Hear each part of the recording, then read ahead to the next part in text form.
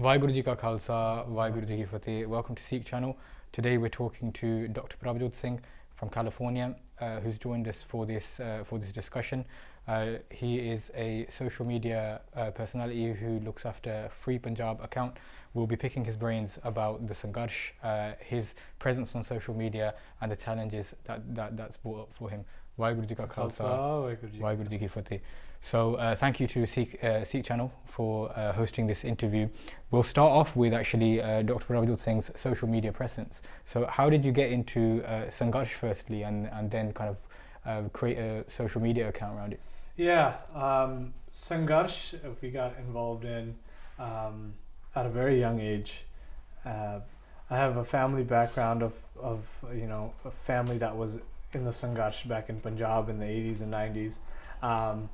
Which wasn't really spoken about as much. And then as a young, man growing up, we heard a lot of Dharmik Geet, we heard, Jaggwale, we heard Tiger Style, we heard all the different things that they talked about, and they expressed them with so much emotion and pain, and it sparks your curiosity in that this is something that we should be taking pride of, and we don't even talk about it. And so that is a place where I started. And then with the social media, I'm actually not very savvy on social media. When I started the page, I didn't even know how to send a message, but I had posts that were going viral. What started me off in social media was the farmers' protest. Okay. So during the farmers' protest, there was such a gap in the narrative, and there was a few people within Punjab that were talking about it, and we started seeing from the outside in that those people were getting, tarnished in the media. And if you know anything about Indian media and propaganda, it's that if you don't speak their language, they're going to try to assassinate your character. So I think understanding what they were saying and then moving forward with that, a lot of things that were common knowledge to us were not common knowledge to broader society. Mm-hmm. For example, the post that went viral originally was regarding Modi, and it was very, very basic facts. He was banned from coming to the UK, the US for a period of 10 years for his role in leading the massacre of Muslims in Gujarat in 2002.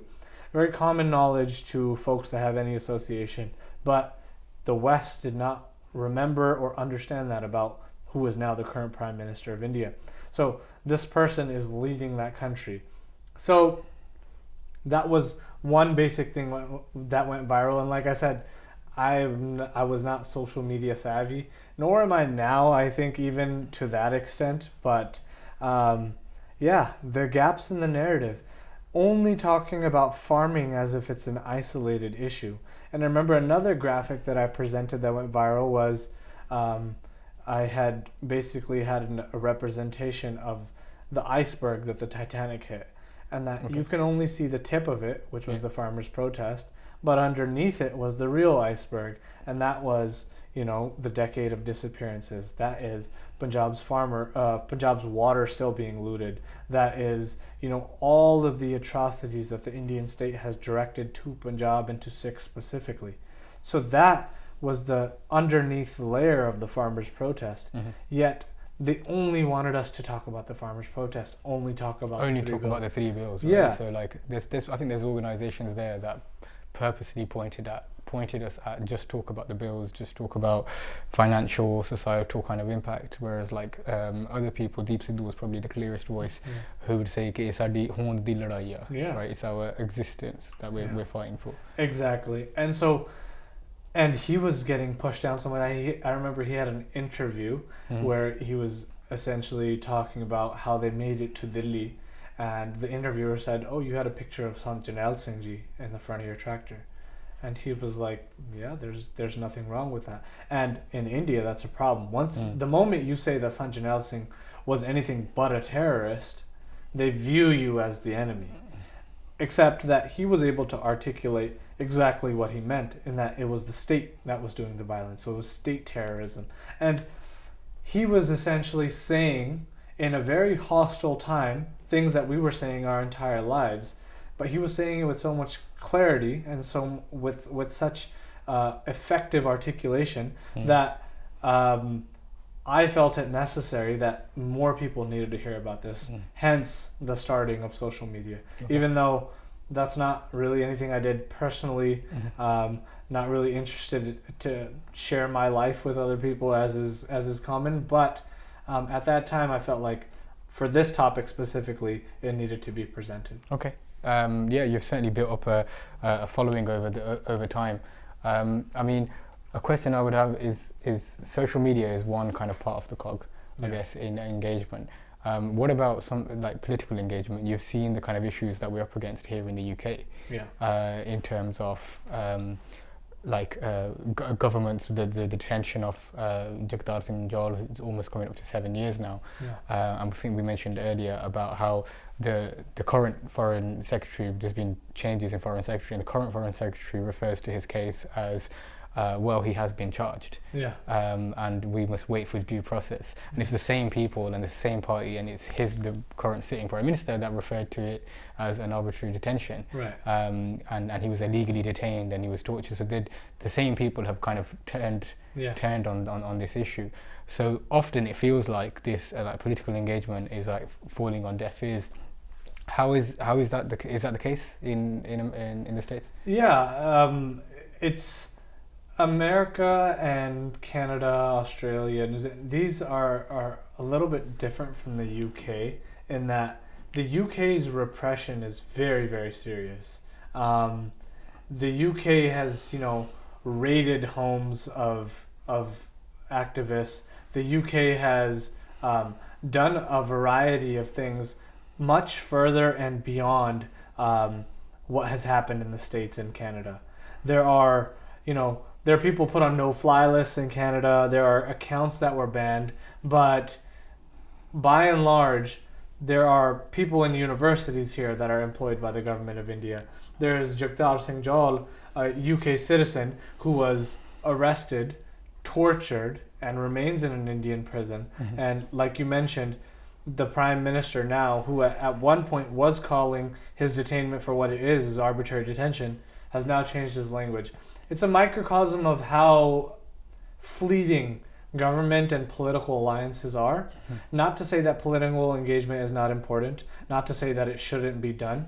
However, the Khalsa, the Sikhs, should never be attached to an outcome. And our voice should always be mobile. Our voice should always be supporting they who speak for our rights and for our issues. Okay. It should not be aligned to somebody that did something for you 20 years ago, or because my parents do this, I do this. No, it's whoever is speaking for our issues is who we are aligned That's interesting. So we should be fluid in Absolutely. where we. Okay. So I will come back to that, I think, in a little bit of detail. Just talking about kind of diaspora and how we view the Sarkar in the Western lands that we reside. Most recently, I think in America, it was the case of the attempted assassination of the Sikhs for Justice legal advocate. How was that received, and did you kind of see this feeling amongst Sikhs? America sada kuch karuga. Yeah, and I think that is probably a narrative or an idea that has been propped up throughout life, is that if someone says something in your favor, that they're now somehow supporting you. And like I mentioned with the UK, these alliances are very fleeting. This can change between one day and the next. And if tomorrow the Indian state was to say, you can't say this and you'll get this in return, it's very possible that they'll take the offer. So while the Indian state does assassinate dissidents on foreign soil, while they do engage in massive propaganda schemes and tactics of suppressing voices that don't speak their language, all of this is happening, and pretty much every government, even allies of India, understand that India does this. Whoever says it in the moment will depend on how geopolitical ties lie at that moment. And geopolitical ties shift, and they shift very frequently and they shift very rapidly. So there is no one that is on our side. कोई साडे नाल नहीं खड़ा, कोई साडी आवाज नहीं बनूगा. This is going to be up to असी किन्नी कोशिश ला के किन्नी घाल कमा के असी आप अपने इशू अगे तोड़ सकते हैं. Yeah, and of course assassinations on foreign soil is referring to the by Hardeep Singh Nijjar case, which Justin Trudeau has accused the Indian government of, and they're yet to kind of, well, they're yet to kind of cooperate with that investigation. So we'll see what comes out of that. Moving on from kind of social media, political engagement, like we mentioned earlier, like various cogs of the wheel of the movement. What else should be the focus of khas karke naujawans in the diaspora? Well, first and foremost, and it sounds like a formality to say it, but without understanding Sikhi and without an attachment to Sikhi and Gurbani and Naam, our movement will always be lacking and it will never be complete. So if we don't understand the principles of Sarbat da Pala, of what we talk about in Ardas every day, ਜੇ ਸਾਨੂੰ ਉਹਦੀ ਸਮਝ ਨਹੀਂ ਹੈਗੀ, then ਸਾਨੂੰ ਰਾਜ ਮਿਲ ਵੀ ਗਿਆ, ਉਹ ਰਾਜ ਨਹੀਂ ਹੋਣਾ ਜਿਹਦੇ ਲਈ ਅਸੀਂ ਲੜ ਰਹੇ ਹਾਂ. Right?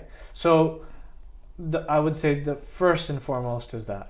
Second thing is we need to understand ਸਾਡੀ ਬੋਲੀ ਕੀ ਆ.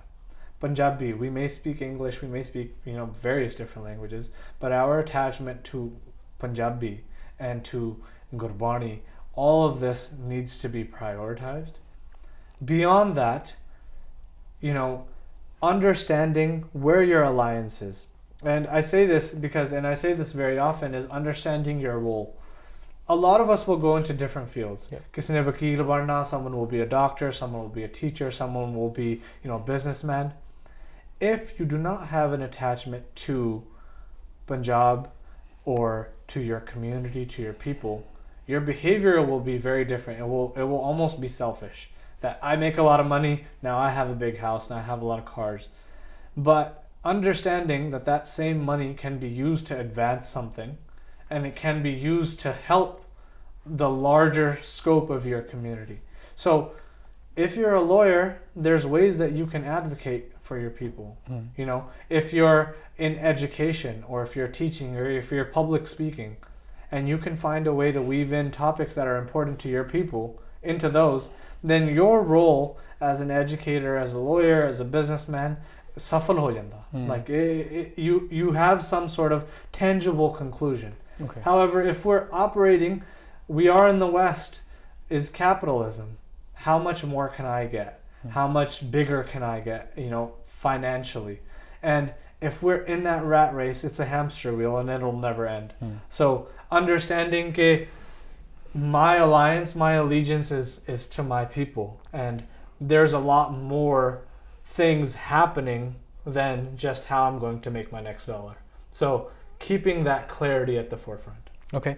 The other things I wanted to touch on is, so you mentioned around, look, people are going to go into different fields, they're going to go do different things, and equally in this movement there's going to be people who kind of move it forward according to their feelings and opinions in different fields also. So how do we as a Panth compartmentalize various people's working in various different fields? You had a really, off camera we were talking, you had a really interesting point about this. So how do we compartmentalize the fact that people are doing different things and that's okay? Yeah, I think part of the Punjabi eh hundi hai ki our sense of pride is very high, and while that's good in many contexts, when it comes to Panthic issues, there's so many ways to talk about the same thing. ਤੇ ਸਾਨੂੰ ਲੱਗਦਾ ਕਿ ਕੋਈ referendum ਕਰ ਰਿਹਾ, ਜਾਂ ਕੋਈ on the ground in Punjab ਕੰਮ ਕਰ ਰਿਹਾ, ਜਾਂ ਕੋਈ intellectually ਕਿਤਾਬਾਂ ਲਿਖ ਰਿਹਾ, ਤੇ ਉਹ ਬੰਦੇ ਸਾਡੇ ਨਾਲ ਨਹੀਂ ਖੜੇ, ਸਾਡਾ cause, they're not working exactly in the way we are, so that they must be traitors, or they must be agents, or we don't really associate with them, we've kind of banned them. And as a Panth, as a generation coming forward, and hopefully the last generation can also understand a valuable lesson, is that when the Indian state targets you, for example, they raided many journalists and many intellectuals their homes, and they possess their materials in Punjab not too long ago. Many of those Jathebandi don't get along with each other internally. Yeah. But the state recognizes that their work is important, and their work is going to stand as an opposition to the Indian state's oppression. So if the state can understand that you are one, I think it's time that we also understand that we are one. Mm-hmm. So vich, if you want to have a conversation with anyone, not publicly, or you want to criticize someone not publicly and have a conversation with them in private, that is the right way to go. But it's oftentimes when someone says something we don't like, the first thing we do is we upload a video on why we are against them or why they're wrong, without understanding that A, they could have made a mistake, B, even if they're not saying the exact same things it doesn't necessarily mean we're wrong. So jehda hankar hai, ਇਹ ਬਹੁਤ ਵੱਡੀ ਚੀਜ਼ ਆ, and it permeates into many different parts of life, and it goes beyond your relationships. It goes into the way that you speak about yourself. Even now, as we have this conversation, my opinion, I think we all need to recognize that your opinion is not the only opinion. It's just a perspective, and you could be right or you could be wrong, but we're not attached to that outcome. So ਕਿਸੇ ਨੂੰ ਆਪਣਾ ਕੰਮ ਕਰਨ ਦਿਓ, ਉਹਨਾਂ ਨੂੰ ਕੋਈ ਨਿੰਦਣ ਦੀ ਲੋੜ ਨਹੀਂ ਹੈਗੀ. This is a very important issue of clarity that we need to move forward. This idea of ekta is not this mystical thing that will just arise from somewhere. The idea of ekta will come from understanding ਕਿ ਤੁਸੀਂ ਆਪਣਾ ਜੋ ਕੰਮ ਕਰਨਾ ਤੁਸੀਂ ਕਰੋ, ਪੰਥ ਲਈ ਕੰਮ ਕਰੋ. ਹਾਂਜੀ, ਜਿਹੜੇ ਗਦਾਰ ਹੈਗੇ ਆ ਉਹ ਤਾਂ ਸਾਨੂੰ ਸਾਰਿਆਂ ਨੂੰ ਦਿਸਦੇ ਆ. That we see very obviously who is working against us.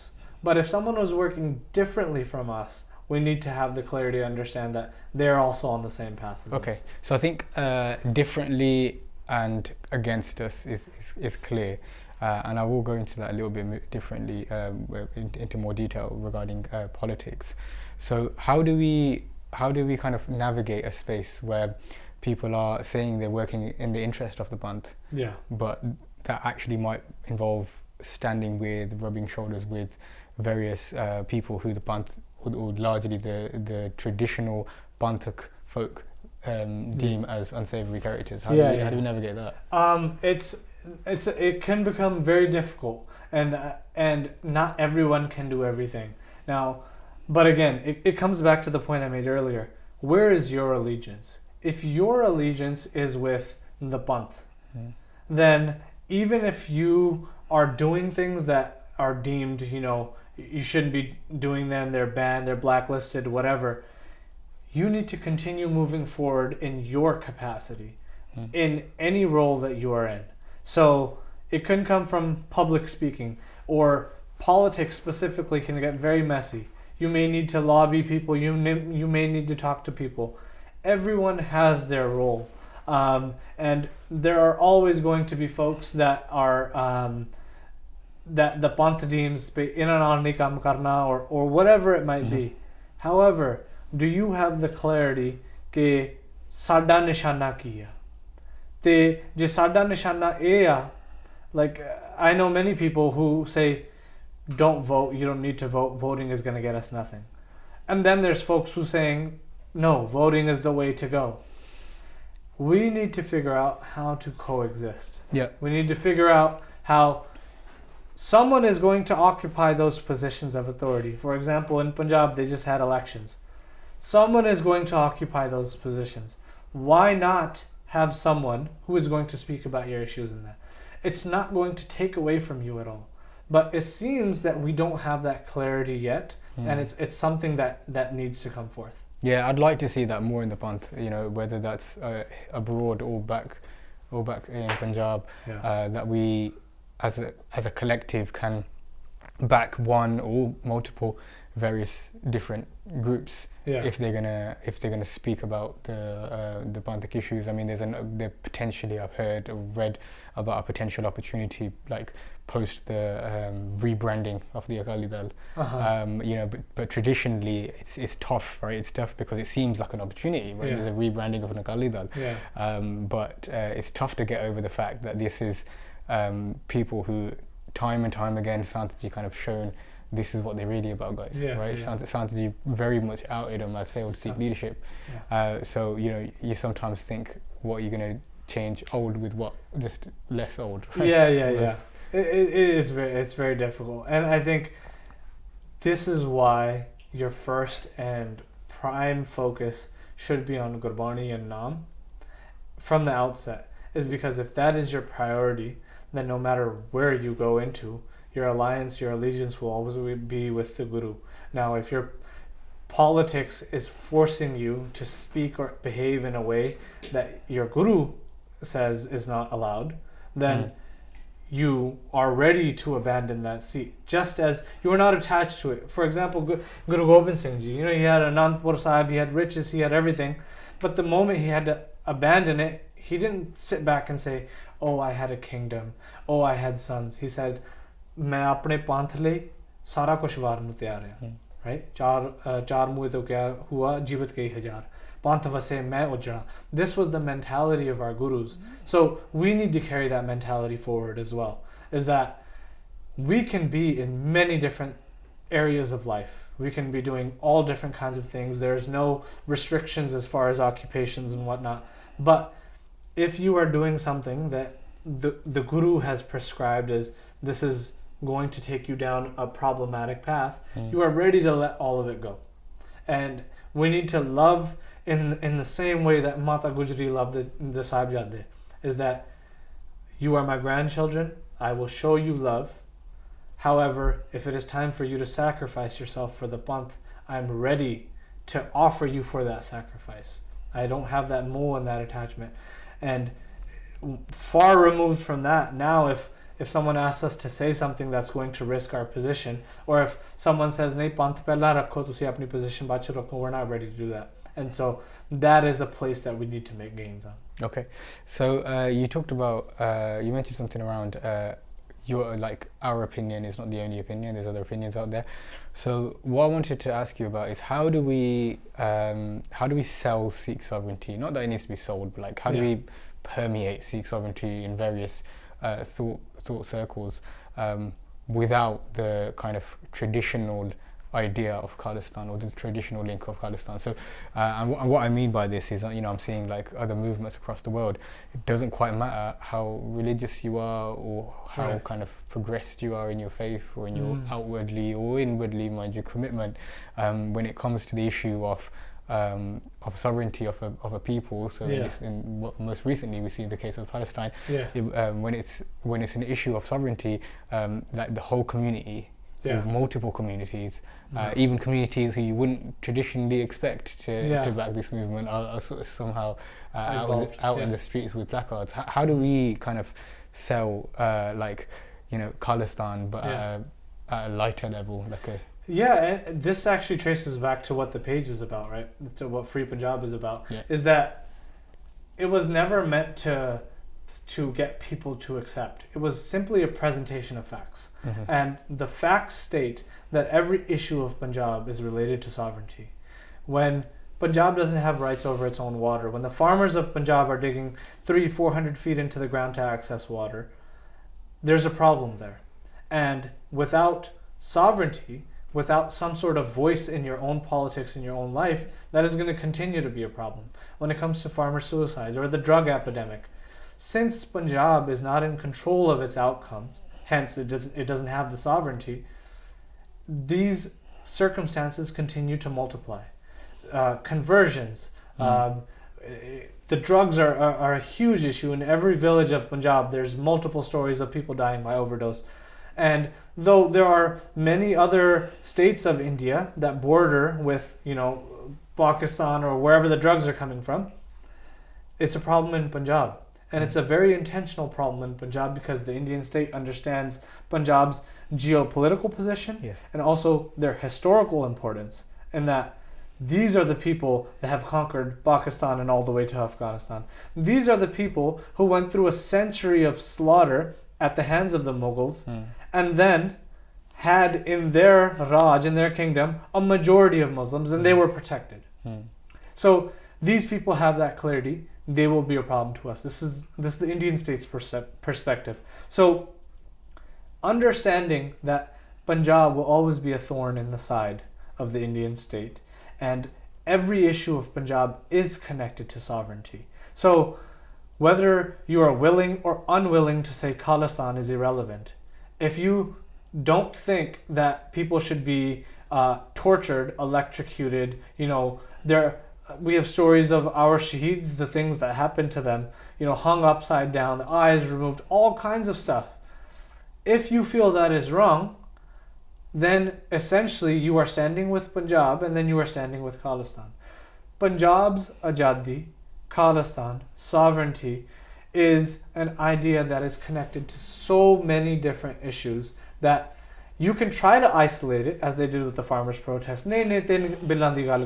Or most recently they had for Sikh prisoners. Bandi Singha di gal karo, sirf Bandi Singha di. How can we talk about only Sikh political prisoners without talking about why they are in jail to begin with?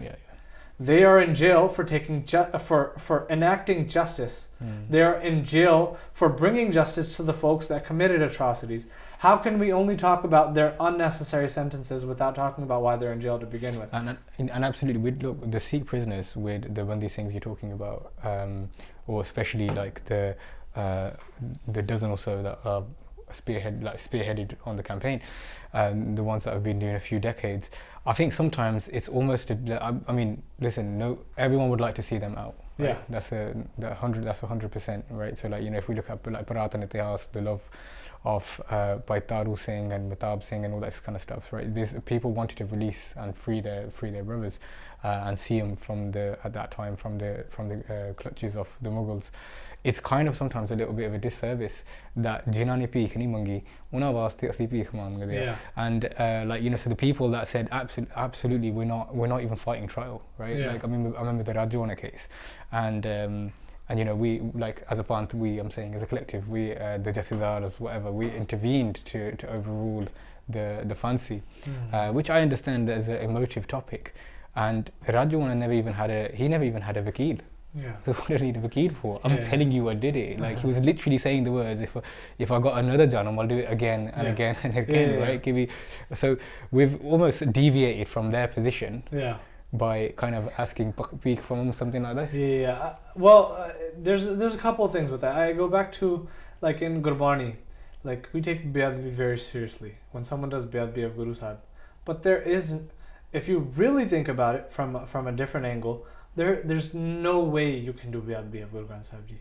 Even if you were to tear apart the angs of Guru Granth Sahib Ji, the Naam, the Gurbani is still Gurbani. Right? The Nirgun Swarup. So what you're talking about? They're talking about the Nirgun Swarup of Vaheguru. वो तो फिर किसी कोई बेअदबी नहीं कर सकता, वो कटा में बस आया, right? That's रमिया होया in the person that's doing the बेअदबी. But of course, from a Sargun perspective, for which we take revenge, 100%. So whether that's the Guru Granth Sahib Ji, whether that's the Makhal of the Panj Pyari that the Nirankari Guru did, right, back in 78, whatever that is, for us, the Sargun Swarup of Vaheguru is the Panj Pyari, the Sikh Sangata, Sachkhand Sri Harmandir Sahib, Guru Granth Sahib Ji, Poothiyan. So where that's involved, it's fair game. So relating that back to the Bandi Singh's issue though is that the protests are happening because though the Bandi Singhs is like in Gurbani when they say Jay Sahab milke aakhan paahe vadda na howe kaat na jaye, that even if everyone was to gather and talk about the glory of Guru Granth Sahib Ji or the Guru or Waheguru, their position would not go up or down. Guru would still remain the same. And keeping on that mentality, the Bandi Singhs are like, we did what we did. We're not regretful about it. We'll do it again. However, our responsibility, what is our responsibility as the Panth? And so some will understand that in the way that maybe our responsibility is to protest for two reasons. One is that no one can ever say you never tried protesting. So exhaustion theory. Maybe something could have happened. So we're exhausting all methods, referendums, right? We're exhausting our methods of achieving our goal. And so that is one example of it. But relating it back to what we were talking about before, the Bandi Singhs, Punjab de Pani, the drug issues, the cancer rates, the farmer suicides, all of these trace back to the fact that Punjab is not Ajad. When Punjab has its Ajadi, when there is a Khalistan will get authority over how these issues play out. No one will be able to steal our water.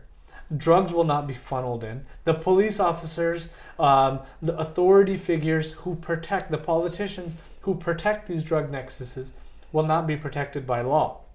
And so that is the meaning of Ajadi. So you can try and say that we're just going to talk about the tip of the iceberg. But the iceberg is much bigger. And so that's a clarity that we need to move forward with. Okay, you just mentioned about the Bandi Singh and then, you know, like everybody playing their part and stuff, and I just got reminded of, you know, like in the midst of the Sangharsh, jadon Sukhadinder nu phansi hui, right, and it was declared that they were going to get hung, the reaction of Sikhs, even though, in fairness, like, because I was just talking about, you know, we shouldn't be munging people from them, even though Sukhadinder were saying, you know, we absolutely killed Vedya, this is why we did it, etc. Right? And so they were very like clear in what their mission was, but the Sikh Sangha organized through various means. And I remember there was a particular case of a kidnapping of a Romanian diplomat. So Romanian diplomat's been kidnapped, and to secure the release of Sukhadinder. So the Sikhs have decided to do this as an act of maybe, you know, they'll kind of cave into our demands and Sukhadinder can be released. And I remember the letter from Sukhadinder to them, because afterwards basically the Indian government didn't negotiate, right? Because probably Romanians not a big geopolitical players, right? So but nevertheless they didn't negotiate, so they let the guy off, the diplomat Radu, and Sukhadinder, right, famously he goes, letting Radu go was the right step, that was just Naqsan, but thank you, we really feel what you did for us. Exactly. And important to come out of that story is again an example of who Sikhs are. Is that even though there was a story of, not the story, it has happened where they hijacked a plane when Sanjanel Singh Ji was arrested. However, the passengers of that plane said that we were treated so well, that we got everything we needed, that we got to use the restroom when we needed to. But the Indian state wants to use that as propaganda and say that these Sikh terrorists, they're backed by this, they're violent, they're this, they're that. However, the Sikh story has always been entirely different. And when you go back to whether it's in Maharaja Ranjit Singh's Raj, what the numbers were and what Sikhs could have done when it comes to, oh, we were slaughtered for a century, now we're going to slaughter you. But Sarbat Pala says that is not your goal. That is not what the outcome should be. So the hijacking, the kidnapping, I mean, this can go off into so many different tangents, but the idea of what Sikhi is and how beautiful the message is, and how that plays out into becoming Hale Miraj, how that is in the best interest of every religious group, is that idea being at the forefront. And Sikhs have that idea ingrained within them, and we say it in Ardas multiple times a day. So we need to continue to talk about what our story truly is. Yeah, no, absolutely. I think we've like undersold that massively. So like, you know, you mentioned by Gajinder Singh's hijacking, who recently passed away, and how they were treated well. We just mentioned the Sikhs kind of protesting the fancy of Sukhadinder through various ways. And again, the diplomat who was kidnapped actually gives a statement and saying, you know what, they looked after me really well. He goes, he gained weight whilst he was kidnapped, because he was fed so well, and he was fed whatever he wanted. So I think sometimes we've undersold the fact that how our Sangharsh looks different and looks better. So it sometimes baffles me that today the like geopolitical microscope is on the Palestine issue. So, and people can sit on international news stations and say, well, the people didn't have an option Yeah. They had exhausted all diplomatic means, and they had to do what they had to do, right, to restart their struggle. Yeah. And if you look at like some of the things that happen, they're quite horrific. Yeah. And even those horrific and barbaric things are being justified as they've exhausted all means. Yeah. And then when our means were exhausted, Yeah. you know, like people that were hijacked in a plane said, "Oh, this is fine." Yeah. Right, and we've really undersold that whenever we've gone there, and I think there's something for us to, as a community, to learn from. Absolutely. And be proud of. Look, Sarbat da Pala, we always say at the Vidyalaya here and wherever we teach, we say Sarbat da Pala can only work if we're in charge. Because the idea of Sarbat da Pala recognizes that everybody else isn't doing Pala. Yeah. And then we have to come in and do it. So it can only, Sarbat da Pala can only work if the Gurmat philosophy is in charge. Otherwise, it isn't Sarbat da Pala. Yeah, right? exactly. Otherwise, we wouldn't have come in and said, "Oh, do you know what? Those are people are doing it right. Those people are, you know, doing it fine as well." So that's kind of the promise of Sikhi, isn't it? Maria Sikha Jagdavich Nanak Nirmal Panth Chalaya. But there has to be Mel for it to be Nirmal. Yeah. The Mel has to exist for Guru Nanak Dev Ji's path. Yeah. To be different, to be unique. It's presented. See, so the idea of Sarbat da Pala is now being weaponized and used against us. That idea is now that you should only be giving out langar. Yeah. That is what your people stand for. You should only be talking about. You can't talk about how, you know, for example, in the UK, there's such a big issue of grooming, and we understand that this issue is prevalent here. We need to talk about these issues, and even though they're being directed from people of different faiths, Sarbat da Pala doesn't mean turning a blind eye. And Sarbat da Pala doesn't mean that you are only good for serving langar, or that where there's a camp or where there's oxygen needed, you're giving out oxygen. Because serving also in Sikhi needs to happen from a position of authority. Right now, we are serving from a position of subservience. We are serving from below. And what's happening there is we are compromising our ideals. That is not what Sikhi is. Sikhi is deg te deg. Sikhi is nourishment and weaponry, right? Sant Sipahi. It's spirituality. It's, you know, a warrior spirit. Once those things deviate from each other, and once those things, you can only talk about spirituality because it's socially accepted, but you can't talk about your armed struggle. We take pride in both things the same way.